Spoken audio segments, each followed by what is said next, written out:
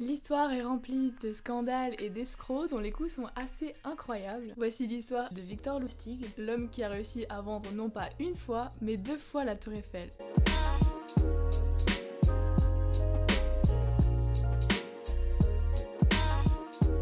Alors nous sommes dans les années 1920, juste après la Première Guerre mondiale. La capitale est plongée dans un boom économique que l'on appelle les années folles. C'est une période d'intense activité sociale, culturelle et artistique. Alors les cabarets s'installaient un petit peu partout dans Paris et c'est dans cette atmosphère-là que Victor Lustig voulait dépenser sa fortune, obtenue un petit peu frauduleusement parce qu'en effet, Victor Lustig n'est pas débutant à la matière et a réalisé dans sa vie de très nombreuses escroqueries. Alors on va faire un petit retour en arrière pour comprendre quel personnage était Victor Lustig et en apprendre un peu plus sur sa vie.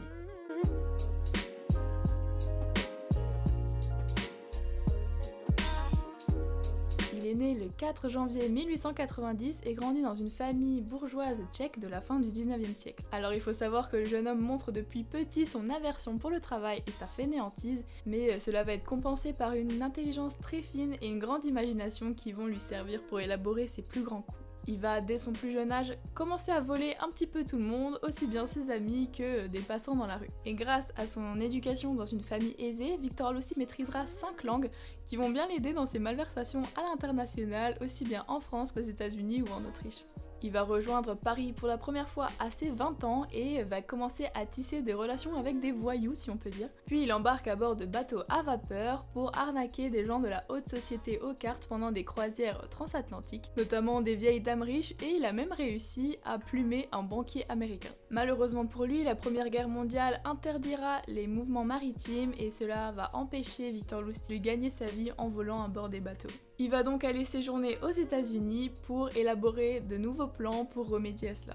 Il a une nouvelle lubie, arnaquer le plus grand des malfaiteurs, Al Capone. J'en ferai peut-être une prochaine vidéo, à voir. Après quelques arnaques par-ci par-là, son nom commence à se faire un petit peu trop remarquer. Il va décider de quitter les États-Unis pour revenir en France. Nous revoilà dans les années 1920 et c'est précisément en 1925 que Victor Lustig revient à Paris et veut dépenser sa fortune gagnée outre-Atlantique, sauf que la capitale est encore plus dispendieuse qu'il ne l'avait imaginé. Il va alors rapidement se retrouver fauché et vous connaissez la suite, il va se remettre à l'élaboration de nouveaux plans pour gagner de l'argent.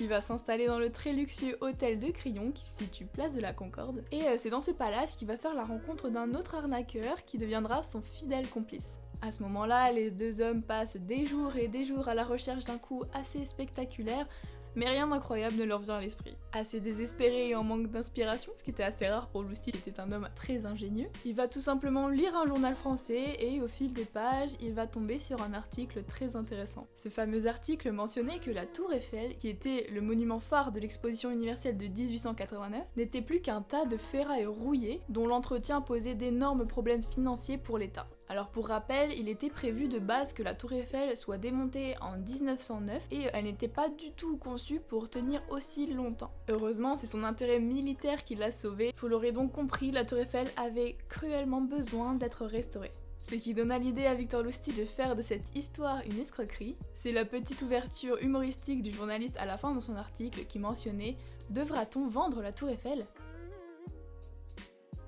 Alors à partir de là, son plan va être méticuleusement établi. Il va d'abord se faire passer pour un fonctionnaire du gouvernement pour fabriquer des fausses mises au concours pour la vente de la Tour Eiffel qu'il envoya à 5 grandes entreprises de récupération de ferraille. C'est donc à l'hôtel de Crillon, qui à ce moment-là était un point de rendez-vous très important pour les diplomates et les politiciens. Vous vous doutez, le camouflage était relativement facile de se faire passer pour un fonctionnaire d'État, que Lustig va rencontrer les 5 ferrailleurs. Alors il était très à l'aise dans son rôle, il faut rappeler que grâce à son éducation dans une famille bourgeoise, il maîtrisait très bien les bonnes manières et savait très bien s'exprimer. Il va jusqu'à se présenter comme directeur général et représentant du ministère des PTT, qui veut dire poste, télégraphe et téléphone, et il explique aux 5 artisans que la Tour Eiffel devait être démolie et sa ferraille vendue. Ça représentait 7 tonnes au total, donc c'était une très grosse affaire pour eux. Il va jusqu'à demander aux ferrailleurs de garder le secret jusqu'au jour J du démontage de la Tour Eiffel pour éviter que le public, apprenant que la Dame de Fer était vouée à finir en petits morceaux,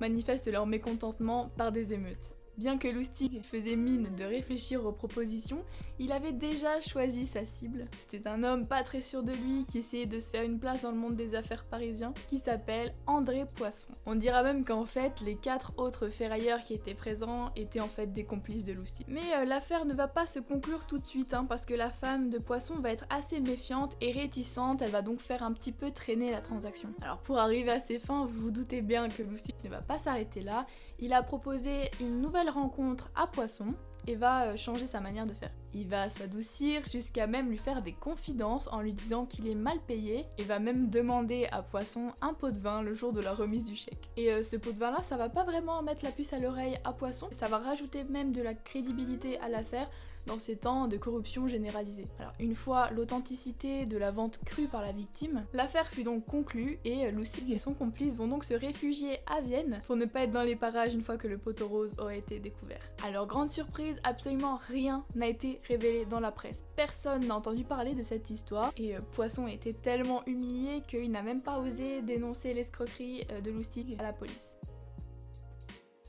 Si personne n'a été au courant de l'arnaque, pourquoi ne pas recommencer?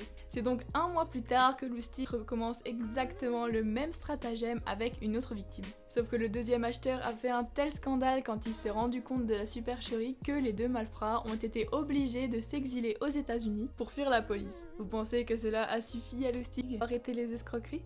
Eh bien non, pas du tout. À la fin de ses jours, Lustig a cumulé au total 24 identités différentes, 47 arrestations sans aucune condamnation, et c'est finalement au bout de la 48e qu'il s'est fait arrêter et enfermé à Alcatraz où il finira par mourir d'une pneumonie en 1947. Donc voilà l'histoire assez folle de la vente de la Tour Eiffel par Victor Lustig. C'est une histoire assez incroyable. Du coup je pense que je vais faire une playlist où je vais parler des plus grands escrocs de France parce que je trouve que c'est vraiment très intéressant et il y a vraiment énormément de choses à savoir et c'est assez drôle aussi, on se le cache pas. Voilà, du coup j'espère que ça vous aura plu et à la prochaine.